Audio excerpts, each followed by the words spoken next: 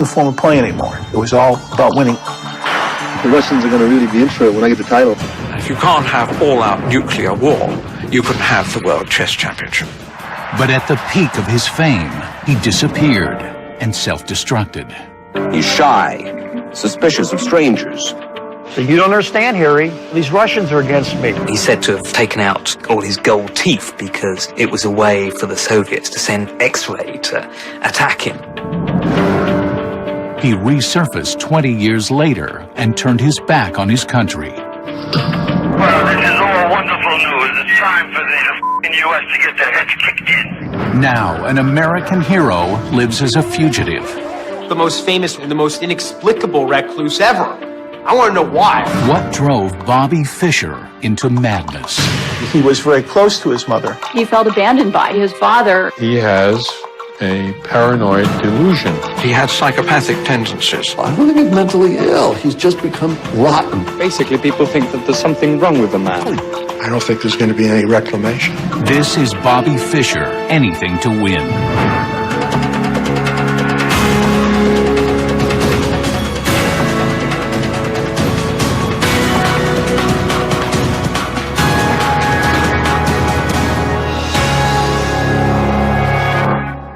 The game of chess has been played by kings and presidents, artists and athletes, young and old. But professional chess never garnered much attention until Bobby Fischer. Fischer really piqued the national imagination. He was charismatic, tall, handsome, somewhat mysterious. He was very interesting. He was offbeat. He was unique. He was idiosyncratic. Journalists love people like him. They make headlines. Chess was not a popular game.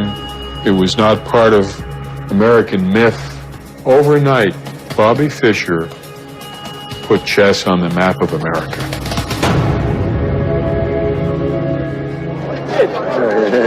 Right on, thank you. Okay. How did a high school dropout become a cultural touchstone, carrying the weight of a nation? And what price did he pay to get there? He said, I wanted to become world champion. I've achieved it. Now I don't know what to do. And I think that is the crux of what happened afterwards. If you put all your time and all your efforts to become a master in a thing like, or art like chess, you sacrifice. And the question is, what is it that you sacrifice? The next question is, of course, is it worth it?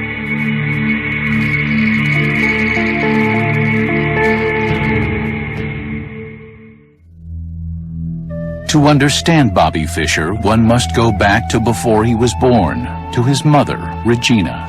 Regina was a brilliant woman. She studied medicine in the Soviet Union in the 1930s under Stalin. She spoke 7 languages fluently. By the time she had Bobby, she had studied in about 6 different universities.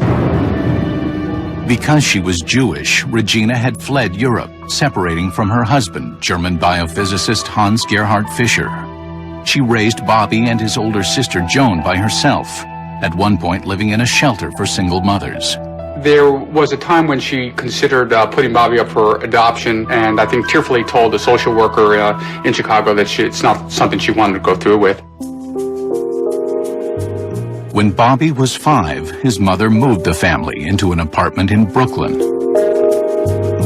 His sister, Joan, bought a chess set in the candy store above which they lived. He was pretty soon completely obsessed by it, so much so that his mother took him to a psychiatrist. And the psychiatrist said, well, there were more things to worry about than chess. Relax. At 9, Bobby played his first organized tournament. By 11, he was a regular in New York's chess clubs. Bobby was a chess sponge. He would walk into a room where there were chess players, and he'd sweep around and he'd look for any chess books or magazine, and he'd sit down and he'd just swallow them one after another, and he'd memorize everything. He decided when he was 8 or 9 or something, they wanted to be world champion. I was getting pretty good when I was about 11. I started to feel pretty good. He said he read 1,000 chess books, and he absorbed the best from every one of them. I think he had the equivalent of 100 PhDs in chess. While the rest of us were concentrating on school studies and sports and girls. He memorized everything that was to be known about the theory of the time. Bobby did what you had to do to become the best player in the world. Chess is a complex game with a simple objective: to capture the opponent's king.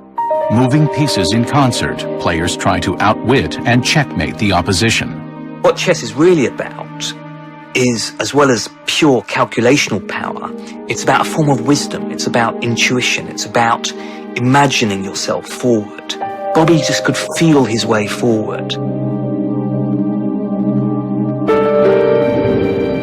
At the age of 13, he played this amazing match against Donald Byrne. Extraordinary, incredible game for anybody, and for a 13-year-old, it's virtually unbelievable. First of all, it was a queen sacrifice. Queen is the strongest piece on the board, and if you give it up, you usually lose. The game is over. Hans Kmach, who was a leading chess author and analyst of the day, called it the game of the century, and title sticks to this day. When Bobby was 13 years old in 1956, we were approximately of the same strength. I was 19, and we played about equally. A year later, when he was 14, he was clearly better than I or anyone else in the United States. Age 14, he became US champion. Age 15, he became the youngest grandmaster in history. By then, everybody knew we had a genius on our hands. The amazing Bobby Fischer. He replayed for the spectators the game in which he won the U.S. national championship. From the time he was 13 or 14, he was a celebrity. Here, chess players old and young competed against Bobby Fischer as he played 25 games simultaneously without a loss. The world approached him on his own terms, in part because he demanded it, in part because he was King Bobby. Will you tell us how old you are and where you're from? I'm 15, I'm from Brooklyn. This young man's name is Bobby Fischer, and listen to this. Already, he is the United States chess champion.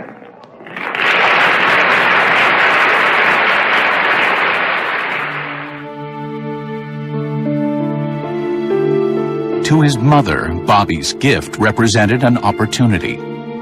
She really tried to manipulate, in many ways, his career and tried to find ways to promote him. She called me up one time and said, I want Bobby to go on this certain TV station. I don't want to tell him because if I tell him, he won't do it. So I want you to tell him. One of my jobs was to raise funds for players to play overseas. And she was always in my office trying to get this money. And Bobby was embarrassed by all of this. Bobby had no relationship with the man listed on his birth certificate as his father, Hans Gerhard Fischer. Occasionally I would mention something to Bobby about your father or something, and he would say, I didn't know my father. He left when I was 2. Or at least one occasion he cried when fathers was mentioned at a toast at a banquet. And I read somewhere else that if you mentioned his father, he wasn't the same for the rest of the day. What about your father? No, I don't see him.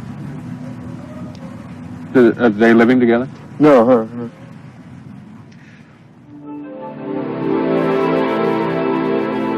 Sports writer Dick Schaap covered Bobby regularly and befriended him.